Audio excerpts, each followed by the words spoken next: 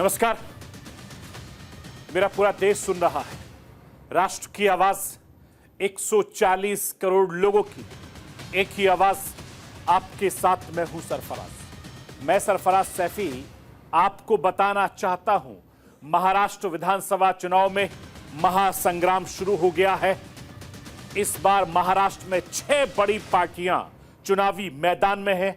3 पार्टियां महायुति में हैं, भारतीय जनता पार्टी, शिवसेना, शिंदे गुट और अजीत पवार की एनसीपी। तो 3 पार्टियां महाविकास आघाड़ी में है, जिसमें कांग्रेस है, शिवसेना है, उद्धव गुट है, शरद पवार की एनसीपी है। और मुकाबले कांटे की टक्कर इस वक्त चल रही है। दोनों ही गठबंधन अपनी अपनी जीत के दावे कर रहे हैं। महाराष्ट्र चुनाव में इस बार सिर्फ मुकाबला जीत हार तक सीमित नहीं है। इस बार चुनाव में असली और नकली का खेल भी खूब देखने को मिल रहा है। इस बार शिवसेना 2 है, एनसीपी भी 2 है। ऐसे में देखना यह है कि इस बार के चुनाव में कौन सी शिवसेना और कौन सी एनसीपी अपना परचम लहराकर अपने आप को असली साबित करती है।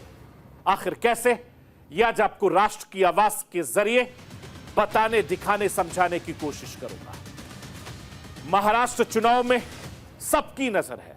शिवसेना शिंदे गुट बनाम उद्धव गुट, एनसीपी अजीत पवार गुट बनाम शरद पवार गुट की जंग लगातार चल रही है। और लोकसभा चुनाव में सीटों के लिहाज से पड़ला महाविकास आघाड़ी के पक्ष में भारी होता दिख रहा है।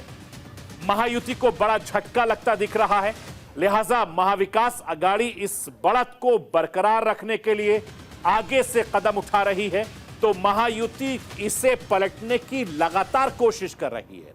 और इस पवार परिवार में भी अस्तित्व और वर्चस्व की जंग चल रही है। यानी चाचा बनाम भतीजे में देखना होगा कि कौन किस पर भारी पड़ता है।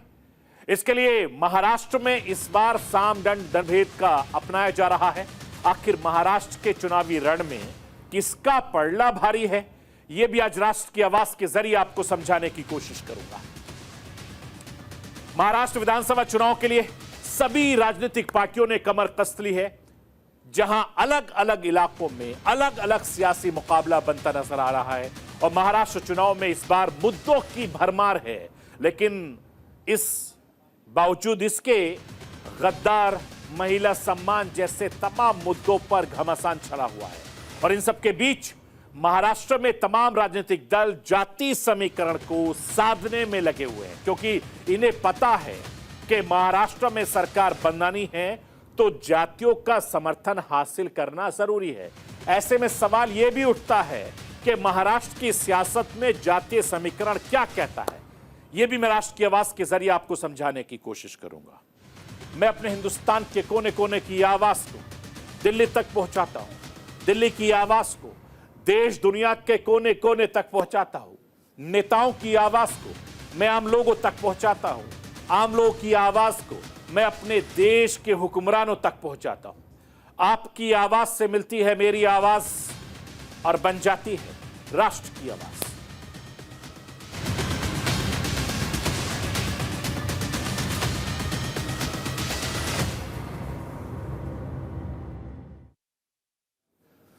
महाराष्ट्र का चुनावी मैदान सज चुका है। तमाम राजनीतिक दल अपने अपने खिलाड़ियों को मैदान में उतार चुके हैं। महाराष्ट्र का महासंग्राम इस बार काफी ज्यादा दिलचस्प होने वाला है, क्योंकि इस बार महाराष्ट्र में चुनावी मैदान में 2 या 4 बड़ी टीम नहीं है, बल्कि 6 बड़ी टीमें इस वक्त चुनावी मैदान में है। 3 टीमें महायुति में है, भारतीय जनता पार्टी, शिवसेना, शिंदे गुट और एनसीपी अजीत पवार गुट की। तो वहीं दूसरी तरफ 3 टीमें महाविकास आघाड़ी में है, कांग्रेस, शिवसेना, यूवीटी और एनसीपी शरद पवार गुट। यानी 20 नवंबर को महाराष्ट्र की सियासत में वोट की परीक्षा होनी है और 23 नवंबर को नतीजे घोषित होंगे। उसमें अव्वल आने में ये तमाम दिग्गज जमकर मेहनत कर रहे हैं। 23 नवंबर को महाराष्ट्र में अब की बार किसकी सरकार बनेगी, न सिर्फ ये पता चलेगा, बल्कि पिछले 2 साल से चल रही असली और नकली की जंग का यह भी नतीजा सामने आ जाएगा। शिवसेना में असली कौन है, एनसीपी में असली कौन है, यह भी सबको पता चल जाएगा। कि महाराष्ट्र की सत्ता के लिए पिछली बार मुकाबला 2 बनाम 2 था, लेकिन इस बार फाइट 3 बनाम 3 मुकाबला बहुत ज्यादा कड़ा है, क्योंकि सिर्फ सत्ताधारी महायुति और विपक्ष में बैठे महाविकास आघाड़ी में जबरदस्त घमासान देखने को मिल रहा है। मुद्दों का खुला आसमान है। सबसे पहले महाराष्ट्र में वो कौन कौन से मुद्दे हैं जिस पर इस बार चुनाव लड़ा जा रहा है, मैं राष्ट्र की आवाज के जरिए आपको दिखाना, बताना, समझाना चाहता हूं। महाराष्ट्र में सबसे बड़ा मुद्दा किसानों की समस्याएं हैं। किसान भाइयों की आत्महत्या, मराठा आरक्षण, बेरोजगारी, महंगाई, ये तमाम वो मुद्दे हैं जिस पर इस बार महाराष्ट्र में चुनाव लड़ा जा रहा है। मैं आपको यह भी बताना चाहता हूं कि इसके अलावा महाराष्ट्र में गद्दार, महिला सम्मान जैसे मुद्दे भी छाए हुए हैं। महाराष्ट्र में इन मुद्दों का बोलबाला है। मुंबा देवी से शिवसेना उम्मीदवार शाइना एनसी के खिलाफ उद्धव गुट के सांसद अरविंद सावंत के सियासी बोल पर अलग से बखेड़ा शुरू हो गया है।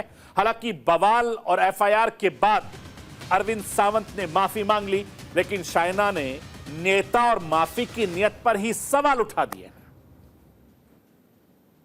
पिछले एक दिन से बड़ा माहौल भारतवर्ष में मचाया जा रहा है कि अरविंद सावंत जी ने किसी महिलाओं का अवमान किया। जिंदगी में नहीं किया। 55 साल राजनीति में हूं, अगर हुआ तो मैं उल्टा अग्रणी रहा हूं उनको सम्मानित करने में। उसके मैं उदाहरण बहुत कुछ दे सकता हूं कैसे मैं अग्रणी रहा हूं। लेकिन दूसरी तरफ मैं इतना ही कह सकता हूं, जिस तरह से जो वक्तव्य हुआ वो वक्तव्य को उसका अलग अर्थ लगाकर जानबूझकर मुझे टारगेट किया जा रहा है, वो मुझे खेद लगता है, दुख लगता है। लेकिन फिर भी मेरे वक्तव्य से किसी को मन को ठेस पहुंची होगी तो मैं दिलगिरी व्यक्त करता हूं, मैं उनका सम्मान करता हूं। और मैंने कभी पिछले मेरे 55 साल में अवमान नहीं किया, आज भी नहीं करूंगा, कल भी नहीं करूंगा। अरविंद सावंत ने माफी मांगी 30 घंटे बाद, और संजय राउत ने बिल्कुल विपरीत कहा कि मैं माफी नहीं मांगूंगा और क्यों माफी मांगना चाहिए। संजय राउत ने कहा कि मैं इम्पोर्टेड माल हूं। सर्वप्रथम तो मैं ये बोलूंगी कि संजय राउत जी, आपको आपके फैक्ट्स नहीं पता है। 3 पीढ़ियों से हम दक्षिण मुंबई में रह के काम कर रहे हैं। मैंने इसका फोटोग्राफिक एविडेंस भी बताया है। मेरी ननिहाल है मदनपुरा नागपाड़ा में, जहां से मुंबा देवी क्षेत्र में मैं लड़ रही हूं। और कहीं ना कहीं उबाटा सेना को क्लियर करना चाहिए कि उनका ऑफिशियल स्टैंड क्या है, माफी या नहीं माफी। और जो अरविंद सावंत माफी मांग रहे हैं तो मुंबा देवी के हर एक महिला को माफी मांगे, वो ही बेहतर होगा। मैं आपको यह बताना चाहता हूं कि अब की बार मुद्दे कई हैं और महाराष्ट्र की चुनावी जंग के नतीजे सभी गुटों के लिए आगे की दशा और दिशा तय कर रहेंगे।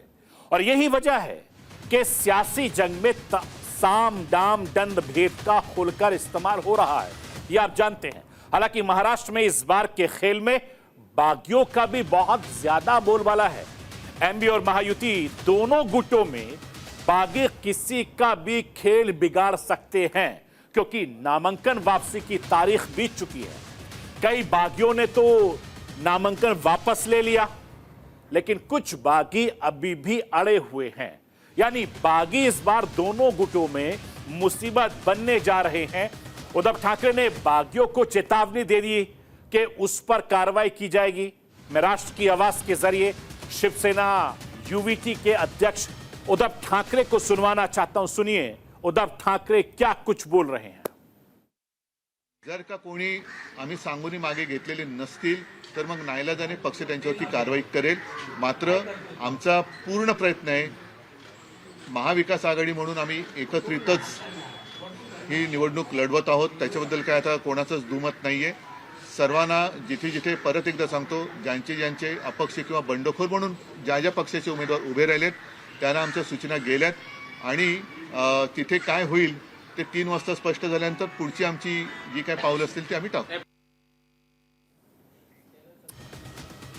मैं आपको यह बताना चाहता हूं कि महाराष्ट्र की सियासत में रीजन और कास्ट फैक्टर सबसे ज्यादा अहम रोल होता है। मराठा आंदोलन, धनगरों का अनुसूचित जाति की लिस्ट में शामिल करने की मांग ने बड़े बड़े सियासी खिलाड़ियों की जाति गणित को पूरी तरीके से बिगाड़ दिया है और दोनों गठबंधन एक दूसरे को मात देने के लिए कास्ट फैक्टर को साधने की लगातार कोशिश कर रहे हैं। महाराष्ट्र में सरकार बनानी है तो जातियों का समर्थन हासिल करना बहुत जरूरी होगा। महाराष्ट्र की सियासत में जातीय समीकरण क्या कहता है, मैं राष्ट्र की आवाज के जरिए आपको वो समझाना चाहता हूं। लाइए स्क्रीन पर। महाराष्ट्र में 30% ओबीसी हैं। इनका विदर्भ, वेस्ट और नॉर्थ महाराष्ट्र में बहुत बड़ा असर है। पूरे महाराष्ट्र में करीब 100 विधानसभा सीटें हैं जहां पर यह निर्णायक भूमिका में है। ओबीसी में धनगारों की आबादी 9 से 12% के करीब है, जो विदर्भ की सियासी समीकरण बदलने की ताकत रखते हैं। और वहीं माली समुदाय की आबादी 7 से 8% की है। ये पश्चिमी महाराष्ट्र में और मराठा में काफी ज्यादा इंपैक्ट डालते हैं, असर डालते हैं, जबकि बंजारी समाज में 2 से 3% की है और ये पूरे महाराष्ट्र में फैली हुई है। महाराष्ट्र में ओबीसी के साथ साथ सबसे बड़ी आबादी मराठाओं की है। कुल आबादी 28 से 33% है और विदर्भ की 60 और मराठावाड़ा की 48 सीटों पर इनकी अच्छी खासी पकड़ है। जो कि महाराष्ट्र मराठा समाज की सियासी ताकत का अंदाजा इसी बात से लगाया जा सकता है कि महाराष्ट्र के पिछले 20 मुख्यमंत्रियों में 12 मुख्यमंत्री मराठा समाज से ताल्लुक रखते हैं। और पिछले चुनाव का अगर डेटा देखें तो विधानसभा में औसतन 40% विधायक मराठा समुदाय से ताल्लुक रखते हैं, वो वहां से चुने जाते हैं। महाराष्ट्र की सियासत में दलित फैक्टर का भी बहुत ज्यादा अहम रोल होता है। दलित समुदाय जिसकी तरफ जाते हैं उसकी सरकार बनाने के आसार काफी ज्यादा महाराष्ट्र में बन जाते हैं। और महाराष्ट्र में 10.5% दलित समुदाय है। विदर्भ में सबसे ज्यादा 33% आबादी है और दलितों में बोडो की संख्या भी करीब 13% के आसपास है। कुल बोडो की आबादी में 46% विदर्भ में रहते हैं, क्योंकि महाराष्ट्र में आदिवासी आबादी का भी काफी ज्यादा अहम रोल है। क्योंकि एसटी आबादी महाराष्ट्र में 9.35% है और विधानसभा में इसके लिए 25 सीटें भी रिजर्व हैं। अंदाजा लगाइए आप। मैं आपको यह भी बताना चाहता हूं कि महाराष्ट्र में मुस्लिम वोट पाने के लिए भी तमाम राजनीतिक पार्टियां कोशिश कर रही हैं। आमतौर पर महाराष्ट्र का मुसलमान कांग्रेस और शरद पवार की एनसीपी की तरफ वोट करता आया है, यानी महाविकास आघाड़ी की तरफ से ही ज्यादातर मुस्लिम वोट जाते हैं। लेकिन इस बार अजीत पवार की एनसीपी भी मुस्लिम वोटों में हिस्सेदारी हासिल करने की लगातार कोशिश कर रही है। इसका उदाहरण मान खुद शिवाजी नगर में देखने को मिला है। भारतीय जनता पार्टी के विरोध के बावजूद अजीत पवार की एनसीपी ने नवाब मलिक को चुनावी मैदान में उतार दिया। यानी महाराष्ट्र में अगर मुस्लिम वोटों की बात करूं तो कुल 11.54% मुस्लिम वोटर हैं। महाराष्ट्र के उत्तरी कोंकण, खानदेश, मराठावाड़ा और पश्चिमी विदर्भ में इसकी अच्छी खासी तादाद है मुस्लिमों की। और मुस्लिमों की कुछ सीटों पर मुस्लिम का बहुत ज्यादा असर रहता है, क्योंकि मुस्लिम बड़ी तादाद में वोट बैंक वहां पर माना जाता है। मैं आपको यह भी बताना चाहता हूं कि 2024 के लोकसभा चुनाव में अगर जातियों का समर्थन देखो तो अपर कास्ट के मतदाताओं ने महायुति का समर्थन किया है, तो 38% एनवीए के साथ आ गए। लोकसभा चुनाव के दौरान महाराष्ट्र में मराठा आंदोलन बहुत ज्यादा जोरों पर था। सरकार मराठाओं के निशाने पर पड़ी थी, लेकिन जब वोट देने की बारी आई तो महायुति को 46% मराठाओं ने समर्थन किया, जो महाविकास आघाड़ी से कहीं ज्यादा है। महाराष्ट्र में ओबीसी वोटर बीजेपी के साथ खड़े हैं। 2024 के लोकसभा चुनाव में करीब 50% ओबीसी मतदाताओं ने महायुति का समर्थन किया, जबकि 39% एनवीए के साथ गए। लोकसभा चुनाव के दौरान महाविकास आघाड़ी ने पूरे हिंदुस्तान में आरक्षण और संविधान को लेकर नैरेटिव बनाया था और इसका असर महाराष्ट्र में खासकर देखने को मिला। और 35% दलित समुदाय ने महायुति को समर्थन दिया था, जबकि 50% के करीब एमवीए के साथ गए थे। करीब करीब ऐसा ही आदिवासी वोटरों को रुझान रहा है। वहीं अगर मुस्लिम वोटरों की बात करूं तो मुस्लिम वोटरों का पैटर्न भी पिछले चुनाव में कुछ अच्छा खासा रहा है, क्योंकि महाराष्ट्र के ज्यादातर मुसलमान महाविकास अघाड़ी के साथ हैं और इन्हीं 3 जातियों के समर्थन की वजह से महाविकास अघाड़ी ने महाराष्ट्र में बाजी मार ली थी। मैं आपको यह बताना चाहता हूं कि लोकसभा चुनाव के बाद 5 महीने में महाराष्ट्र का मिजाज कितना बदला है, यह 23 नवंबर को पता चलेगा। लेकिन लोकसभा चुनाव के फिगर ये बताते हैं कि विधानसभा में इस बार कांटे की टक्कर होने जा रही है और वोट शेयर में 1 से 2% का फर्क है, अंतर हुआ है। तो सीटों की टैली पूरी तरीके से बदल जाएगी, क्योंकि लोकसभा चुनाव में यही ट्रेंड देखने को मिला था, क्योंकि महाविकास अघाड़ी और महायुति में वोट शेयर में अंतर तो बहुत कम था, लेकिन नतीजे ये अंतर बढ़कर 13 सीटों का हो गया था। एमबीए ने 45.71% वोट हासिल कर 30 सीटें जीत ली थी महाराष्ट्र में। महायुति को लोकसभा में एमबीए के मुकाबले 43% वोट जरूर मिले, लेकिन उसका स्कोर 17 पर ही अटक गया था। और 2024 के लोकसभा चुनाव में कांग्रेस ने 13, शिवसेना यूवीटी ने 9 और शरद पवार की एनसीपी ने 8 सीटें जीती थी। इसके अलावा महायुति ने बीजेपी ने 9 सीटें जीती थी, शिवसेना शिंदे ने 7 और अजीत पवार वाली एनसीपी को सिर्फ 1 सीट मिल सकी थी। फाइट इतनी ज्यादा टफ थी कि लगभग सभी बराबरी के वोट पाने के बावजूद दोनों ही गठबंधन में 13 सीटों का अंतर था और 15 सीटें ऐसी थी जहां हार जीत का अंतर महज 5% से कम था। कड़ी टक्कर वाली सीटों में एमबीए ने 9 और महायुति ने 6 सीटों पर जीत दर्ज की। मैं आपको यह बताना चाहता हूं कि महायुति हो या महाविकास अघाड़ी, दोनों ही गठबंधन में पार्टियां शामिल हैं, पहली बार एक साथ मिलकर विधानसभा चुनाव लड़ रही हैं। ऐसे में ये दोनों गठबंधन में चल रहे असली नकली की जंग का नतीजा 23 नवंबर को हम सबके सामने आएगा। कौन जीतेगा कौन हारेगा, ये तस्वीर पूरी तरीके से साफ हो जाएगी। अगर मैं आपको लोकसभा चुनाव के आंकड़े की बात करूं तो विधानसभा सीटों में बढ़त के लिहाज से देखें तो एमबीए 153 सीटों पर आगे थी, जिसमें कांग्रेस 63 सीटें, शिवसेना यूवीटी 57 सीटें और शरद पवार की एनसीपी ने 33 सीटों पर लीड हासिल की, जबकि महायुति 126 सीटों पर ही लीड बना पाई, जिनमें से भारतीय जनता पार्टी 79, शिवसेना शिंदे 40 और अजीत पवार वाली एनसीपी सिर्फ 6 सीटों पर ही लीड ले सकी थी। अगर मैं आपको पिछले 3 विधानसभा चुनाव और 2024 के लोकसभा चुनाव को आधार मानते हुए तमाम राजनीतिक पार्टियों की सियासी ताकत की मैं बात करूं तो आप हैरान रह जाएंगे। मैं आपको यह बताना चाहता हूं कि भारतीय जनता पार्टी महाराष्ट्र की 14 सीटों पर बेहद मजबूत है, जहां पर भारतीय जनता पार्टी को हरा पाना लगभग नामुमकिन सा है, ऐसा दावा कर रहे हैं, क्योंकि 13 सीटें ऐसी हैं जहां बीजेपी मजबूत हालात में है, 62 सीटें ऐसी हैं जहां पर मुकाबला बराबरी का है, लेकिन भारतीय जनता पार्टी को विरोधियों के मुकाबले थोड़ी बढ़त जरूर हासिल है। वहीं 61 सीटों पर बीजेपी को कड़ी टक्कर मिल रही है और यहां से पार्टी का चुनाव जीतना मुश्किल है, लेकिन नामुमकिन नहीं है। महाराष्ट्र में 114 सीटें ऐसी हैं जहां पर पार्टी का प्रदर्शन पिछले 3 चुनाव में बहुत कमजोर रहा है।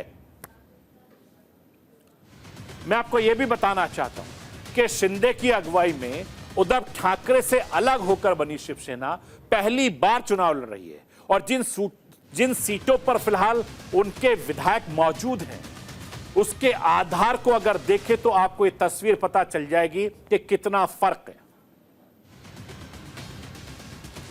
मैं आपको यह बताना चाहता हूं कि शिवसेना 5 सीटों पर बेहद मजबूत है, 12 मजबूत और 39 सीटों पर शिंदे के शिवसेना को टक्कर देने के हालात में नजर आ रही है। ऐसे में पुराने रिकॉर्ड के आधार पर अजीत पवार की एनसीपी की सियासी ताकत की बात करूं तो एनसीपी अजीत पवार के पास एक सीट बहुत मजबूत है। 15 मजबूत और 28 सीटें ऐसी हैं जहां वो टक्कर देने के हालात में नजर आ रहे हैं। अगर मैं कांग्रेस की बात करें या महाविकास अघाड़ी की बात करें तो कांग्रेस 7 सीटों पर बहुत मजबूत है। 26 सीटों पर सियासी ताकत दूसरी पार्टियों से कहीं ज्यादा है। 32 सीटों पर कांग्रेस टक्कर देने के हालात में लग रही है। 61 सीटें ऐसी हैं जहां कांग्रेस के लिए जीत हासिल करना बहुत मुश्किल माना जा रहा है, जबकि 162 सीटें पर कांग्रेस बेहद कमजोर मानी जा रही है, ऐसे राजनीतिक जानकार कहते हैं। मैं आपको यह भी बताना चाहता हूं कि एनसीपी शरद पवार और शिवसेना यूवीटी ने सिर्फ 2024 का चुनाव लड़ा। 2024 के फॉर्मूले पर इनकी ताकत देखें तो उद्धव गुट के शिवसेना लोकसभा के हिसाब से जितनी विधानसभा सीटों पर चुनाव लड़ी है उनमें से 57 सीटों पर स्ट्रांग रही है। ऐसे में शरद पवार की एनसीपी 33 सीटों पर विरोधियों के मुकाबले आगे है। महाराष्ट्र के इस बार के चुनाव पर हर मायनों में पिछली बार के लिहाज से काफी ज्यादा अलग हैं, क्योंकि नई पार्टियों की परीक्षा होने वाली है। तो इस बार सियासी घरानों की नई पीठ को भी कड़ी टक्कर मिल रही है और सभी राजनीतिक पार्टियों ने परिवार को और ज्यादा महत्व दे दिया है। हर सिंबल पर आपको परिवारवाद नजर आएगा। महाराष्ट्र चुनाव में दोनों तरफ से पूरी ताकत झोंकी जा रही है और हर बार हर कोई अपने अपनी जीत के दावे कर रहा है, जैसे हर कोई चुनाव में करता है। लेकिन मुख्यमंत्री पद का ऐलान ना तो महाविकास अघाड़ी ने तय किया है अभी तक और ना ही महायुति में अभी तक तय हुआ। हालांकि एनसीपी अजीत पवार के नेता मिलिंद देवड़ा ने जरूर यह दावा किया कि जीते तो 100% शिंदे ही मुख्यमंत्री होंगे, लेकिन डिप्टी सीएम देवेंद्र फडणवीस ने तो यह तक कह दिया कि सीएम को लेकर अभी कोई फॉर्मूला तय नहीं हुआ है। तो क्या महाराष्ट्र में असली खेला चुनाव के बाद देखने को मिलेगा, नतीजों के बाद देखने को मिलेगा, जैसे पिछली बार हुआ था? क्या 23 नवंबर के बाद महाराष्ट्र की राजनीति में जोड़तोड़ की राजनीति का सीजन 2 देखने वाला है? इसका इंतजार हम सबको करना होगा, क्योंकि जैसे वोटें खत्म होगी नतीजे सामने आएंगे। महाराष्ट्र की सियासत में एक नया अध्याय फिर से लिखा जाएगा। तो ये थी राष्ट्र की आवाज। बाकी खबरों के लिए आप बने रहिए न्यूज़ इंडिया के साथ।